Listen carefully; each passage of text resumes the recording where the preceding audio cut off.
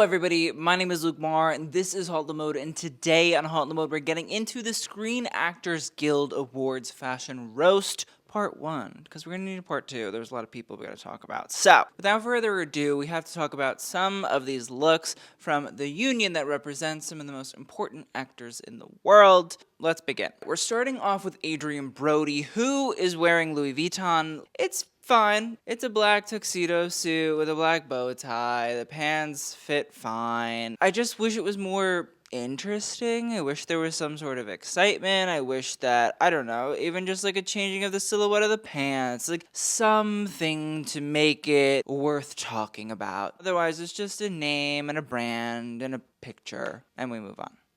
Now next up we have Andrew Scott, who is wearing Alexander McQueen, or just McQueen, as it's now called. It's a houndstooth double-breasted suit. You know, it's not my favorite. It's not that I expect everybody has to wear black or some sort of take on a tuxedo. Like, I don't think they have to. I just think that maybe the shirting is what's throwing me off a little bit. I don't mind the pant. I don't mind the jacket. I think that tailoring McQueen, it makes sense. Perfect signature. But I also just think that the way the shirt collar has been sort of smattered down underneath the actual blazer is maybe what's kind of like confusing me. I think it makes it look too daytime casual and not really like red carpet award show-y for me. I feel like there's a lot of cool collars that McQueen has been doing lately that could be a fun way to build something out there, make it a little interesting. You don't have to necessarily wear a tie if you're wearing one of those big, long, sort of curved shaped McQueen collars. There's things that could be done. This just feels a little bit photo call at like Cannes Film Festival, and like that's great for them. It just feels a little underdressed for this, but besides that, it's nice. It's just This is what I want to see. We have Anna Sawai, who is wearing Armani Privé and Cartier jewelry. I love it. I love it. I love it. I love it. She looks beautiful. This full red crystal that's actually like multi-textured. So at the top of this very sharp neckline, we can see that the crystals sort of come up. There's extras that create a difference of texture, sort of add a sort of 3D layered element. And then as the dress moves down, we can actually see that it fits her beautifully at the waist. It continues to fall. It falls. It hits well. I'm not upset about it. We can't really see it in this photo, but there also is photos of her side cutout areas on this Armani Privé gown, and the fact that the back of the dress is black. From the front, you really wouldn't actually know it unless you were looking to find it. You can see little sort of outlines of the black on the side, but I actually think that it kind of helps in reality. I think it sort of forms the dress even more. It makes the waist even more drastic without actually making the waist more physically drastic, and I think that's the important part of color theory and making the dress do the work so that the person wearing it doesn't really have to. I think that the jewelry works well with it. I drop earring, big bracelet. Like, I think she looks remarkable. Next up, we have Bowen Yang, who's wearing ME and Cartier. I love this suit. I really like this long coat instead of just a regular sort of blazer jacket. I think the length works well on him. I think paired with this sort of baggier pant, a little bit of a wider trouser, if you will, actually really works. I also think the fact that he's able to put his hand in the pocket helps to sort of sell it a little bit more. It feels a little more lived in.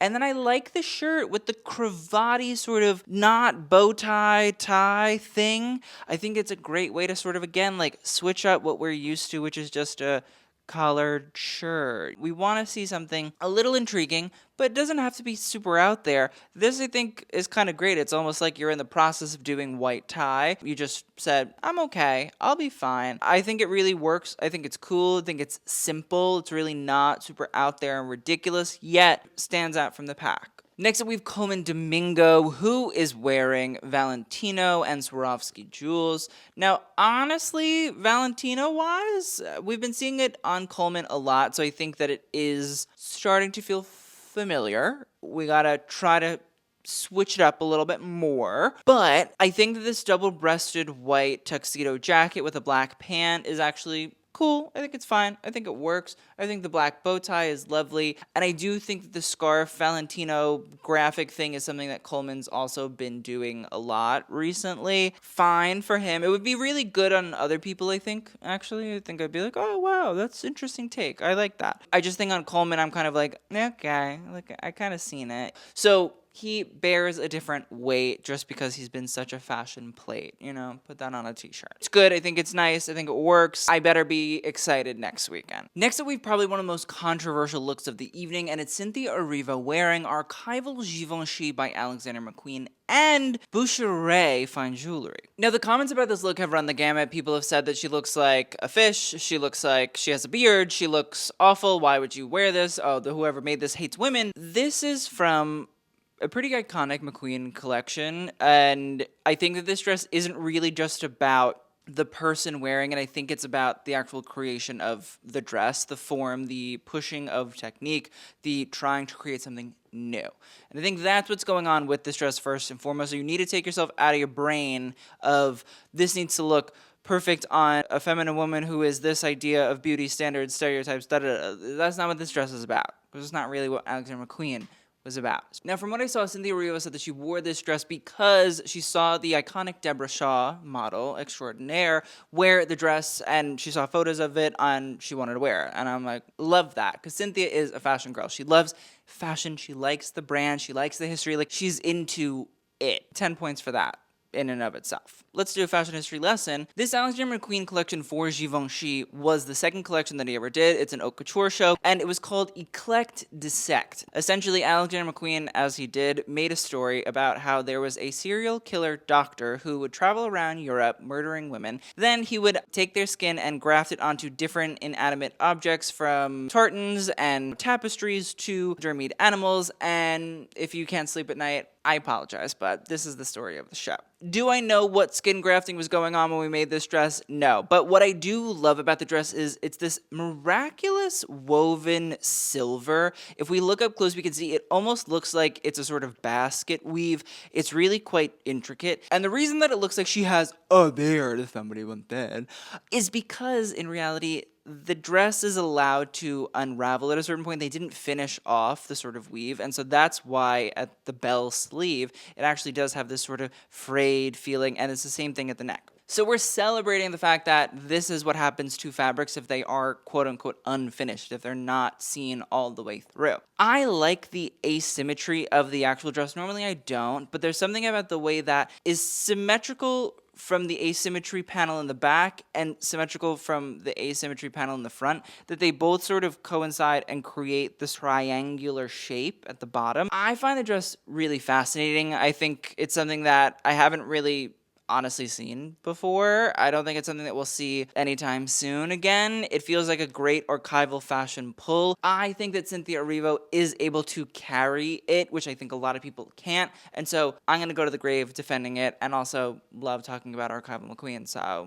everybody's a winner. Next up, we have Danielle Deadwyler, who is wearing custom Louis Vuitton and Lagos jewelry. I'm going back to back batting for my girlies. Danielle Deadwyler, also a fashion girl, really been enjoying her award season because she works it. She goes for it. Does this dress look like one of those silicone, collapsible buckets that you could find in your kitchen? Sure. But is it not made up of silicone and rather made up of beautiful chiffon that's been pleated and gathered so intricately and creates this really intriguing sort of nipped in waist, exaggerated hip, exaggerated skirt panel and portion? I think the use of the updo hair, I think the drop earring, the fact that there's no necklace. She's not clunked up by anything from the bust area up. There's no sleeve. It's letting the silhouette of the dress do the work. And we've been seeing a lot of these custom LV dresses. We can look at Hannah Einbinder. There's really this play of shape, this play of structure, this play of silhouette. It feels a little accordion dresses. I don't think it's actually collapsible like the Issei ones were. This seems to be really like structured and fitted. Does it look a little bit like a Kong dog toy? Absolutely. But like, I would love that too. I'm not offended by this. I think it's cool. I think it's different. I think it plays on intriguing silhouettes. I'm sold. Next up, we have Demi Moore, who is wearing Bottega Veneta. It's a custom look, and she's also wearing Tiffany & Co. jewelry and some Louboutins, but we can't see those. Now, here's the thing. If you remember Mathieu Blazy's last collection for Bottega Veneta, like I do, it was great. We can see that this dress is based on one of those two dresses. The thing about those dresses were there was leather sort of bodices or leather sort of scarves up top to play into the Bottega leather history. But the skirts were actually made up of these really intricate sort of panels of fabric that were sewn on, but then also allowing to flow over. And so that's what you're seeing when you see this sort of peplumy jut out situation. The issue to me with the look is the fact that it's all black. I think there was such an interesting element to the dresses when they had color in them. Each of these little panels that we can see of fabric swatches, more or less, that are coming down were all different colors when they were on the runway. And so it kind of created this really intriguing rainbow effect. As they moved, you could really see it. And I think what my issue with this is that the all black doesn't allow those details to really show. I think things just sort of fall into each other. And if you're really looking quickly, which most people do when they're looking at these things, it doesn't really have that appeal to it. So do I appreciate like the artistry and the craftsmanship that went into this dress? Absolutely. But I don't think that it really shows itself off to its full potential because of the all black element. I love the bag. I think the bodice is fine, although I don't like love the drop waist. But and I think that's also another issue, is because that leather bodice is so long, it takes you a while to get to the ribbon peplum panel thing as well. I like the dress because I have a kinship for it when I saw it originally, and I understand its origins, but this one kind of falls flat. Next up, we have Elle Fanning, who's wearing Loewe and Cartier. It's a pretty simple Loewe dress, to be completely fair. It's a black velvet bodice with a little peplum that flies away, and then a silky little satiny skirt. It's just so simple on Elle. I usually expect a little bit more pizzazz. I wanted a little more. I didn't really feel super excited by it. Like, of course she's beautiful. They're all beautiful. Next up, we have Gillian Anderson, who's wearing Carolina Herrera and jewelry by Martin Katz.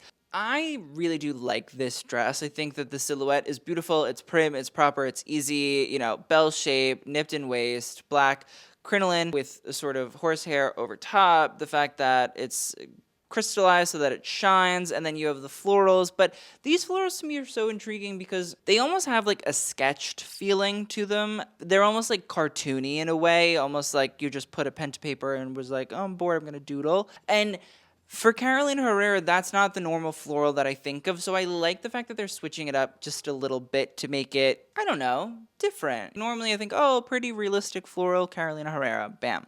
But there's something about this sort of almost cartoony feeling that it's still really quite like regal, glamour, elegance, but something about the florals just sort of give you a more graphic, and I don't mean that in like a hack and slash graphic, I mean more of like a graphic novel graphic. I took a graphic novel class in case you ever wanted to know. And long story short, I thought it was about Murder Mysteries Update. It was a comic book class. That's what I mean by graphic. I like this graphic approach that they took here instead. And Gillian Anderson also she looks great. Next up, we have Jeremy Allen White, who is wearing Louis Vuitton. His shoes are by Santoni, and he's wearing jewelry by Tiffany and Co. I've been waiting for him to do something that's not just a boring black tuxedo suit. Pants taper, the jacket's blah, the shirt is whatever. It's been blase town. We've been living in blase Dazeville. Finally, I feel like we're doing something that's a little bit different now. People on my TikTok were like, Luke, what do you mean? I'm like, fair, but like it's actually not, because in reality, he's wearing flare pants. That's different. That's not a normal suit that we see. So I think that's the part that I'm saying, like, oh, finally, we've somewhat broken the mold. It's still a black suit, but at least the silhouette has changed some iota. Like, there's just something different. Again, I wish there was a tie.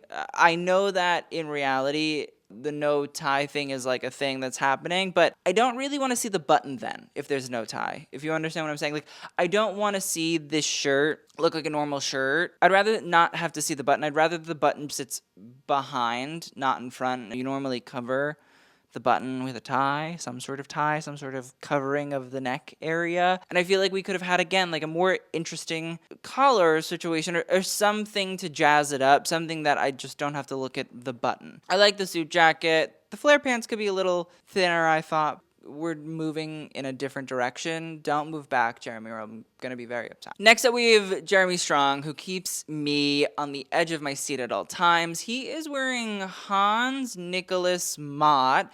Don't know the brand, but I would like to after seeing him in this. I am so intrigued by this human being. He is a fascinating character. I think he's wearing cotton. It's a green suit with a side tie. I guess I'm going to call it a lapel, but it's not really a lapel in my brain, but a green silk lapel, tuxedo. Then there's a bow tie and there's a shirt, and like it's all the same fabric except for the fact that you have this difference in this cotton and the silk. And it's weird and it's wacky, and he looks like he's going on vacation to like a Buddhist temple in Thailand, and I'm kind of living for it. Next up, we have Keke Palmer, who is wearing Archival Chanel by Karl Lagerfeld. I think it's beautiful. It's a black velvet, almost floor length cut. You have a matching glove, which honestly I think is rather miraculous on her. And the thing that's really of intrigue and interest is this obvious sort of Chanel double C branching out gold embroidery that covers and encrusts the neckline. It feels very 18th century French painting. Now, I believe that this dress is from the fall 1985 ready-to-wear collection, but if you didn't know that, the season previous, not the ready-to-wear season previous, but the haute couture season previous, was actually based on the work of Watteau. So in my opinion, for Karl, there was probably some carryover from the framing of the beautiful portraits by Watteau that came out here. I think something about it really does have a sort of 17th century embroidery flair. I love the dress on her. I think it's a beautiful archival pull. I think that it's simple, it's clean, but it's incredibly elegant.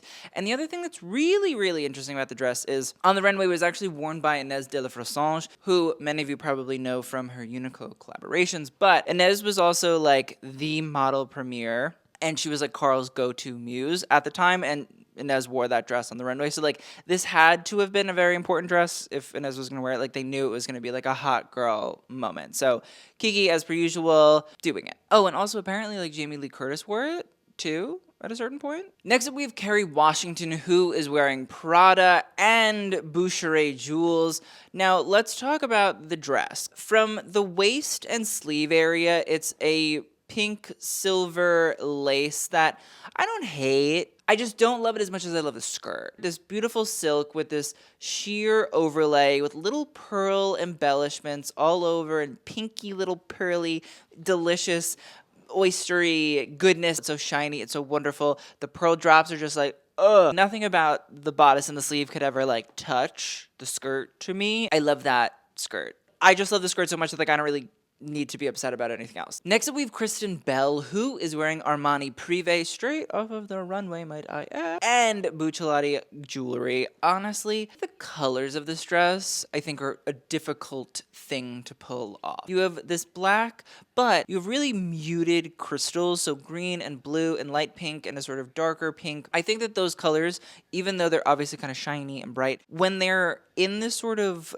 layered, ruffled, tiered dress that is dark, I think that she's carrying it well. I think that it shines ever so beautifully, but like in a dark manner, and I feel like that's a really cool dichotomy to me, is this idea of shining and crystals and opulence, and then darkness and muting and suppressing color. I don't know. I feel like that's what I'm getting from this dress, and I think it's a fascinating thing to see from Armani as well. I like the way that the dress obviously creates these beautiful patterns throughout, and then you can see that they continue those patterns, but as we zoom out and we get into the skirt with the tiers, it actually sort of just becomes sort of bands of color, even though if you go up close, you'll see the pattern. I think it's cool. I think it's different. And for her, I feel like it's rather intellectual, yet also really refined. And no offense to Kristen Bell, I just like don't see her as that kind of girl. So I'm like, okay, yes, yeah, let's do it. Next up, we have Lily Gladstone, who is wearing Gucci and Joe Big Mountain. This dress you have seen before. You're not crazy. Lily wore this to the Vanity Fair Oscars after party last year, and in reality, she rewore the dress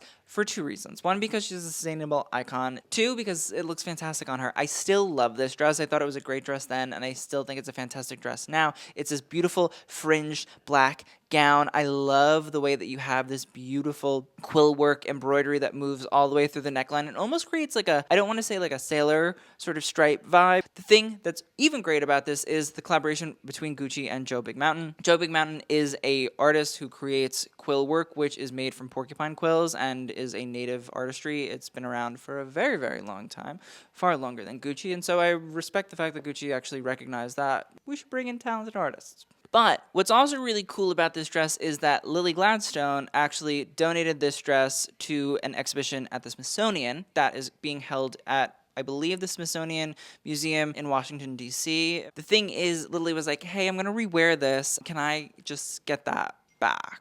And the Smithsonian was like, okay. But the dress is going back into the exhibition and into the museum. So if you're going to be in the Washington, D.C. area and you have time to go see it, you definitely should. I love the matching earrings. I find the quill work element like super intriguing. I think it's such a fascinating concept that you can create such beautiful pieces. You can like dye them, change their color. You can maybe engrave them. Like there's just such a fascination with the way that textiles can be changed and things that maybe from like a Western standpoint you don't think of as like textile, but in reality like it's really actually very much so a textile. I think it's a really cool collaboration. I'm happy to see it. Next up we have Nicola Coughlan, who is wearing Dior, and she's also wearing Bucherer jewelry. I think this dress is beautiful. Less than a month ago I literally said, and I quote, maybe it was around a month ago, that she better not be wearing things like this for like the Oscars and all that kind of stuff. Like she deserves to be in beautiful Dior haute couture. Like these are the silhouettes that I think will look fantastic on her. I love this